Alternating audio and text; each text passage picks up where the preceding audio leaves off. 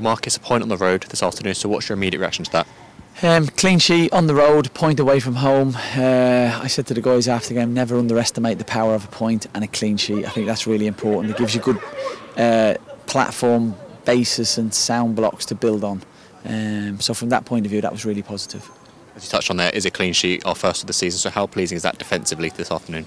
They're really good, something I'd really like to build my teams on. I think without that foundation of clean sheets, it's easier said than done, but I have a huge priority in being a team that keep clean sheets and don't concede goals, especially off the back of last week, which hopefully was a bit of an anomaly. So that was really important. And I think, like I said to our guys today, don't be fooled by Crewe's result last week. And I would at least expect them not to be fooled by our result last week. You're talking about a team that were in the playoffs last year. Good talent, good individuals, good brand. And I'll just apologise. Any point on the road is a good point. You've got to win your home games. Of course, Jake Kane came in this afternoon. What was the tactical reason behind that?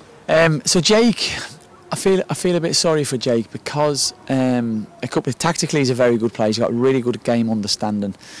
Technically very good. Picks up a lot of good spaces. He's a player that when you play against him, he's quite horrible to play against. We just need to find a way to get him on the ball a bit more. So I thought tactically picked up really good. I thought he caused them a lot of problems today.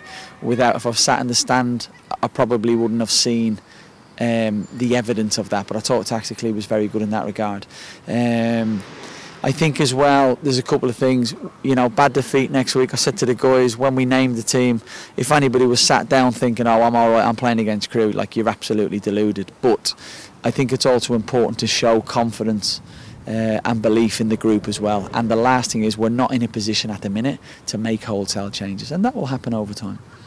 First half felt like a bit more of a stronger first half. Obviously we had Harry's disallowed goal, so how did you assess that first half? I thought we played well. I thought we were dangerous in the final third without actually walking their keeper. Glatzer's clean through on goal when he gets taken down. Admittedly they had cover in that guard, but that would have been a good moment. I felt Harry had a good goal disallowed. One ball flashed right across the face. I don't know how, not a criticism, but I thought Will was going to tap it in. Roz is a yard wrong side of the post, so I think we could have easily came in comfortably. When I say comfortably, I don't mean 5 or 6, but I think we could have came in 1 or 2-0 up, haven't played very well, and that changes games. Second half I thought we actually started excellently. Outside centre half to wing back, pocket run from our 8, and from that we ended up with 3 corners and a long throw in, and the game just became really fractured there on in. Multiple substitutions, multiple injuries. I would say the middle to end third of the game, I didn't really enjoy watching it, but I understand the whys. Very fractured game in stop start, and 2 teams coming off the back of punishing defeats from a mental aspect. But any point away from home has to be a positive. I suppose that's the next question. Of course, we've shown defensively we've got things sorted there with a clean sheet this afternoon. But how do we improve attacking wise and come away with a win next time? Yeah, look. What I was pleased with today, we had 10 corners today and we had multiple final third actions, but we didn't walk their keeper enough. I mean, we've had 3 shots on target, but there's also little things you don't see. Will Wright's got a tap in with a header at the end.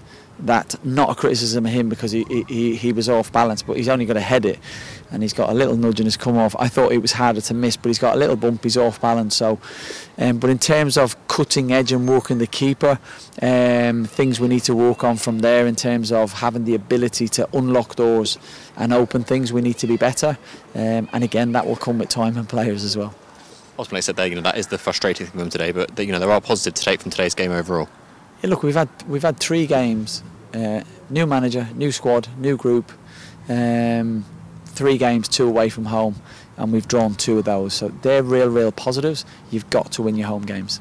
With that, of course, Notts County next week. What's the preparation going to look like for that?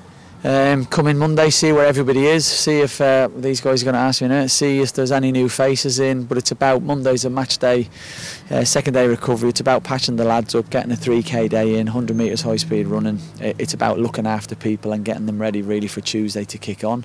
But we'll know more on that Monday when they come in, and then hopefully a bit of news on potential recruitment. Touched on there, so I'll ask. Obviously, it's the final week of the transfer deadline day. How important is that competition going to be in those final few places in the squad? Huge, and it's also a completely revolving door in terms of I looked at us today, and we're all very clear on what we need and what we want to do. You know, Ros went over today, you know, rolled his ankle a little bit. Kingy's a bit maxed out at the minute, so it's constant conversations about sometimes your priorities change.